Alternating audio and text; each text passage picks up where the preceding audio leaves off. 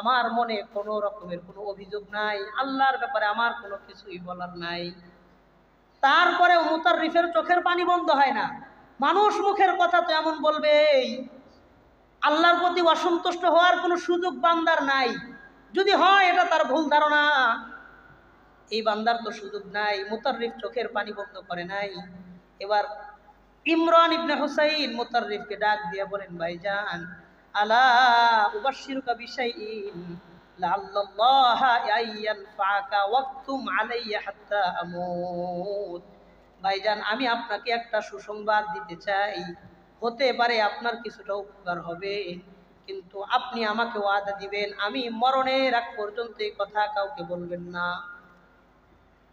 খেয়াল করেন, আমি আপনাকে একটা সুসংবাদ দিতে চাই। ঠিক আছে, ঠিক আছে, আমি আপনাকে একটা সুসংবাদ দিতে চাই, হয়তো আপনার একটু উপকার হবে আমার কথাটা শুই না, কিন্তু একটা ওয়াদা দেন, ওয়াকতুম আলাইয়া হাত্তা আমুত, আমি মরার আগে এই কথা আপনি কাউরে বলবেন না। আচ্ছা ঠিক আছে, আমি কাউরে বলবো না, বলো। ইমরান ইবনে হুসাইন মুতাররিফ ইবনে আব্দুল্লাহকে ডাক দিয়ে বলেন, ইন্নাল মালাইকাতা তাজুরুনি ওয়া তুসাল্লিমু আলাইয়া। ভাইজান, আপনি কি জানেন এই অসুস্থতা আমার জন্য আল্লাহর পক্ষ থেকে নিয়ামত, আল্লাহর পক্ষ থেকে শাস্তি না? ভাই কিভাবে বুঝলেন আল্লাহর পক্ষ থেকে নিয়ামত? ভাই রাতের বেলায় সব মানুষ যখন ঘুমায় যায়, ইন্নাল মালাইকাতা তাজুরুনি, শত শত ফেরেশতা আমার বাড়িতে আসে, আমার ঘরে প্রবেশ করে, ওয়া তুসাল্লিমু আলাইয়া ওয়া আনা আসমাউত তাসলিম, আমি ওই ফেরেশতাদের সালাম শুনি। সারা রাত এই ফেরেশতারা আমার খেদমত করতে থাকে, সব ফেরেশতারা আমার খেদমত করে। ওয়া তুসাফিহুনি ইনদা সুবহি, যখন সুবহে সাদিকের সময় হয়ে যায়, এই ফেরেশতারা আমার কাছে এসে হাত মুসাফা করে আর বলে, আজকের মতন যাই, আগামী কাল আবার দেখা হবে। নবীজির দুনিয়াতে লক্ষ লক্ষ সাহাবা ইকরাম ছিলেন, একজন সাহাবী আছেন যিনি ফেরেশতাদেরকে নিজের চোখে দেখছে, ফেরেশতাদের সাথে মুসাফা করতে পারছে। হাদিসের পরিভাষায় তাকে বলা হয় শাবিহুম বিল মালাইকা ওয়া হুয়া আহাদুম মিনাল মালাইকা। সে নিজে একজন ফেরেশতা। সাহাবীরা মন্তব্য করতেন, ও নিজে একজন সাহাবা, নিজে একজন ফেরেশতা। বলেন 30 বছর পর্যন্ত তিনি বিছানায় পড়া ছিলেন। এই অসুস্থতা, এই কষ্টের মাধ্যমে আল্লাহ তাআলা তাকে নিয়ামত দিয়েছেন, যে মর্যাদা আল্লাহ তাকে বাড়াইয়া দিয়েছেন, অন্য কোন সাহাবীর মর্যাদা আল্লাহ এমন বাড়ান নাই।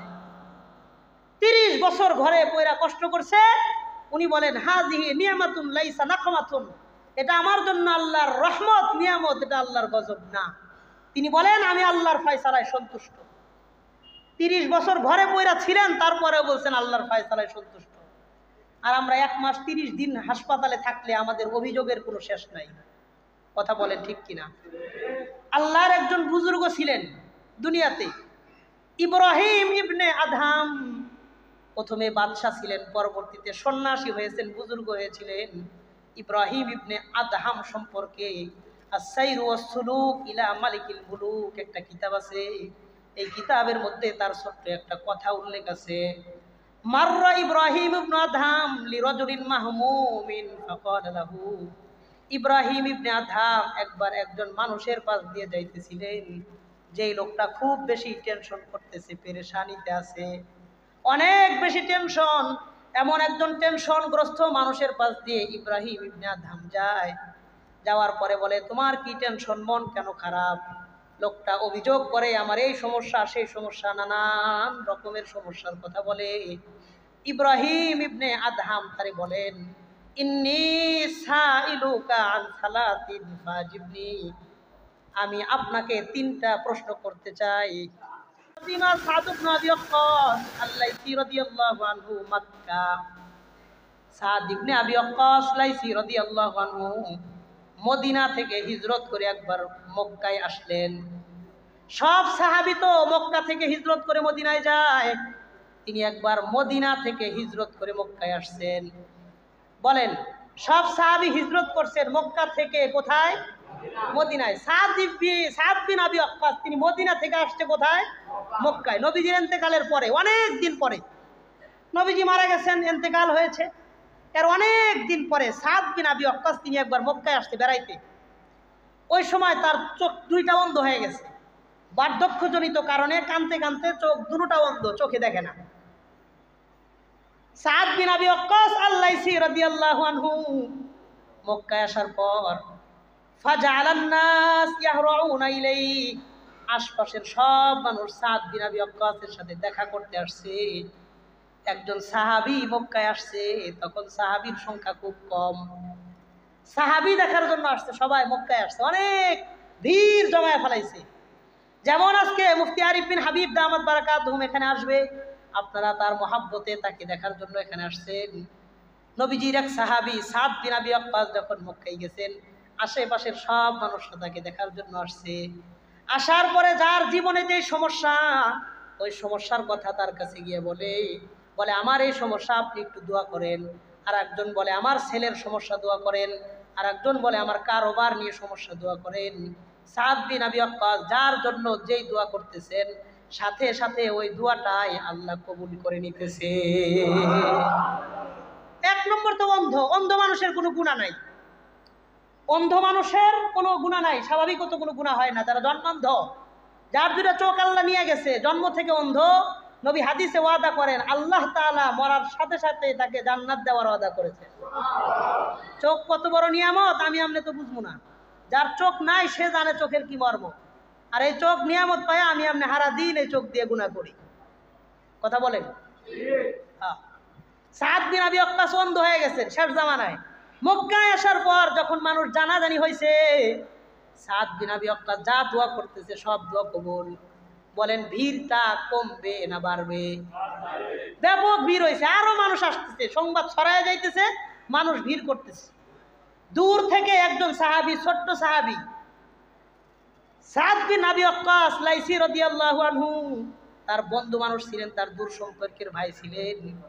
তার ভাইয়ের ছেলে আব্দুল্লাহ ইবনে সায়েক রাদিয়াল্লাহু আনহু আসলেন, অনেক দূর থেকে সফর করে আসছেন।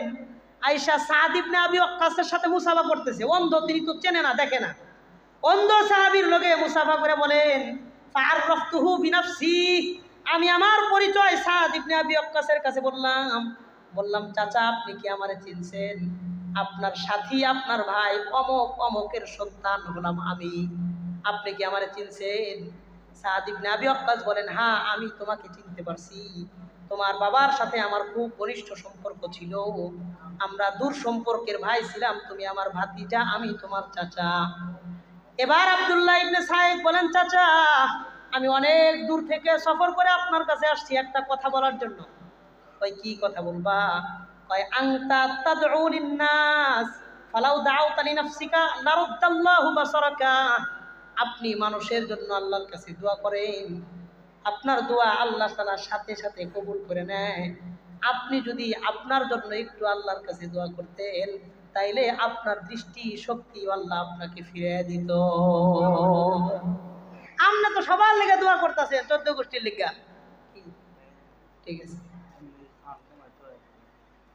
ঠিক আছে, তো ঠিক আছে, আরে বাড়ানোর দরকার নাই, ভিতরে যারা আছে এরা শুনলে পুরা এলাকা তোমার শোনানোর দায়িত্ব দিছে কেটা? যার শুনতে মন চায় এনে বয়া শুনবে।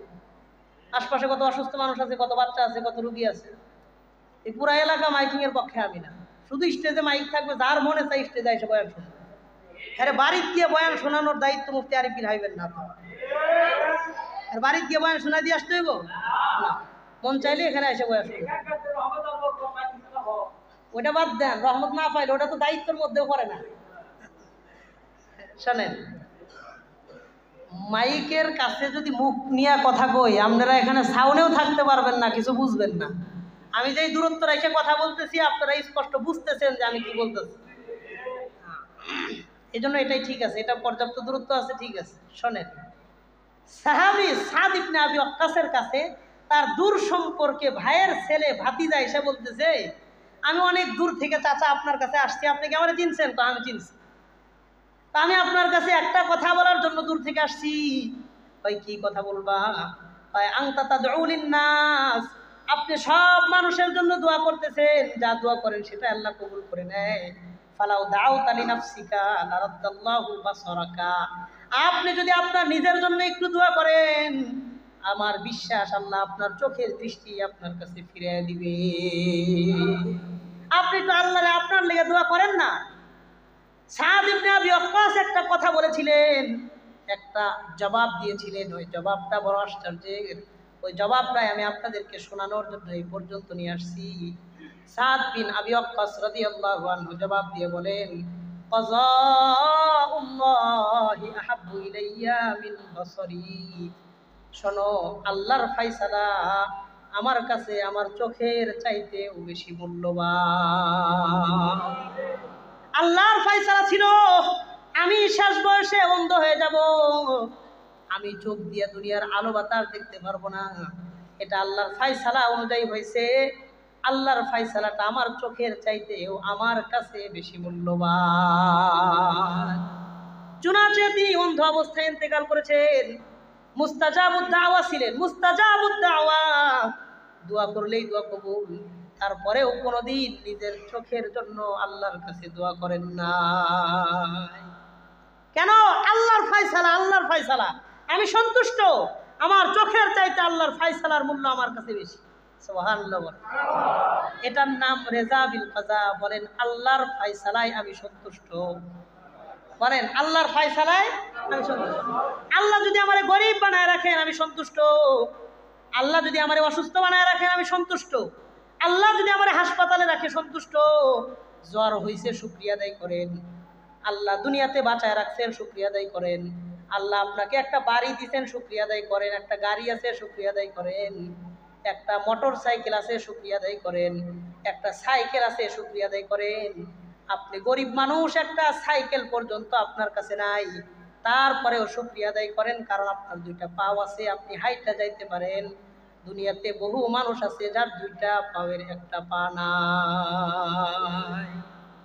আমি আপনি দুনিয়াতে যে অবস্থাতে আছি শুকরিয়া আদায়ের জন্য এটাই যথেষ্ট। বলেন কি বলছি?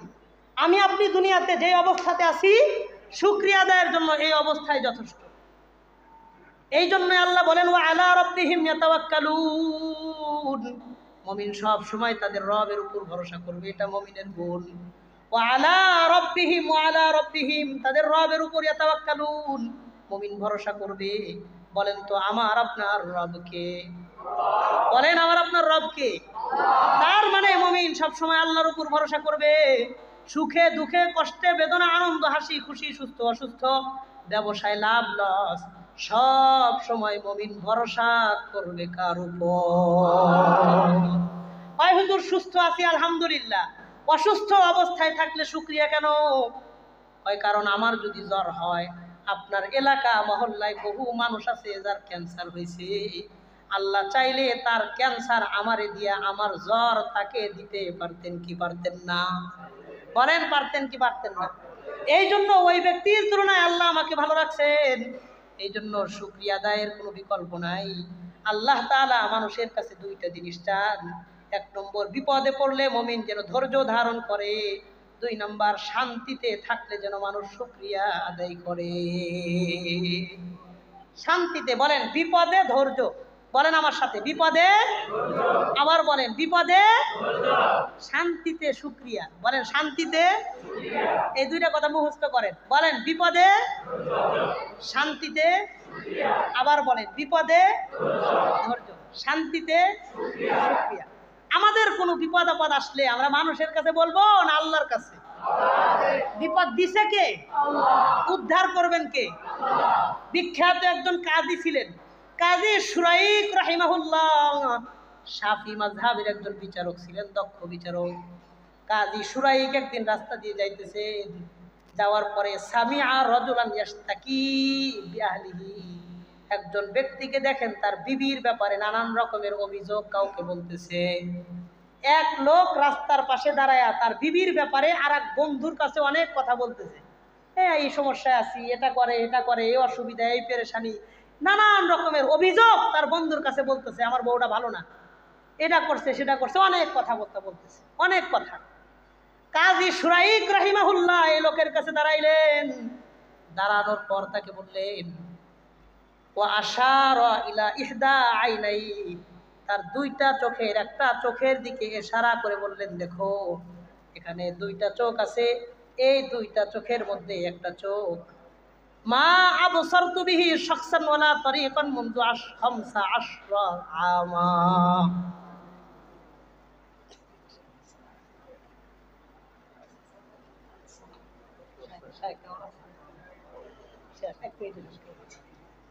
শেষ কথা, কাজী শুরাইক রাহিমাহুল্লাহ তিনি রাস্তার পাশে দেখেন এক লোক আর এক লোককে তার বিবির ব্যাপারে পরিবারের ব্যাপারে অনেক অভিযোগ শোনাইতেছে, এই অসুবিধা এই অসুবিধা, এই কষ্ট সেই কষ্ট। তো তিনি ওই লোককে ডাক দিয়ে বললেন শোনো, এই যে আমার দুইটা চোখ দেখো, দুই চোখের এক চোখ, আশার ইলা ইহদা আইনাই, দুই চোখের এক চোখের দিকে ইশারা করে বলে মা আবসারতু বিহা শাখসান ওয়ালা তারিকান মুনযু খামসা আশরাতা আমা, আমার এই চোখ দ্বারা আমি কোনো ব্যক্তি দেখি নাই, কোনো রাস্তা দেখি নাই, বিগত 15 বছর যাবত আমি আমার একটা চোখ দ্বারা কোনো কাউকে দেখি নাই, রাস্তা দেখি নাই, এই চোখে কোনো আলো নাই, আমি দেখতে পারি না, এই 15 বছর পর্যন্ত আমি কাউকে বলি নাই, এমনকি আমার বিবির কাছে পর্যন্ত আমার চোখ যে একটা নষ্ট 15 বছর পর্যন্ত তাকে বলি নাই। এরপরে তিনি আয়াত তিলাওয়াত করে বলেন ইন্নামা আশকু বাসি ওয়া হুজনি ইলাল্লাহ, আমি আমার মনের সমস্ত দুঃখ কষ্ট বলবো একমাত্র বলেন কার কাছে। 15 বছর তার এক চোখ দিয়ে দেখে নাই, দুনিয়ার কাউরে বলেও নাই, তার বিবির কাছে পর্যন্ত বলে নাই যে আমার একটা চোখ নষ্ট, আমি এক চোখ দিয়ে দেখি না। 15 বছর তার বিবির কাছেও বলে নাই, দুনিয়ার কাউরে বলে নাই। হাদিসেও আসছে হুযায়ফা রাদিয়াল্লাহু আনহু থেকে বর্ণিত, কানা রাসূলুল্লাহ সাল্লাল্লাহু আলাইহি ওয়াসাল্লাম ইযা হাদাবাহু আমরুন সাল্লা, নবীজির যখন বড় আকারের কোনো পেরেশানি আসতো যাই নামাজে দাঁড়ায়া 2 রাকাত নামাজ পড়ে নিতেন, সমস্ত পেরেশানি আল্লাহ দূর করে দিতেন। এই জন্য 3টা কথা বলেন, রেজা বিল কাজা, আল্লাহর ফয়সালায় আমি সন্তুষ্ট, আবার বলেন আল্লাহর ফয়সালায় আমি সন্তুষ্ট। মুমিনের কাছে আল্লাহ 2 জিনিস চান, বিপদে ধৈর্য, শান্তিতে শুকরিয়া। আল্লাহ আমাদের বিপদে ধৈর্য ধরার তৌফিক দান করেন, শান্তিতে দিল খুলে আল্লাহ শুকরিয়া আদায়ের তৌফিক দান করেন। যে কথাগুলো বললাম আল্লাহ আমাদের জীবনের সমস্ত পেরেশানিগুলো দূর করে আমাদের সবাইকে সুখ ও শান্তির জীবন গঠনের আল্লাহ তৌফিক দান করেন। হাযা ওয়া আখিরু দাওয়ানা আলহামদুলিল্লাহি রাব্বিল আলামিন। আসসালামু আলাইকুম।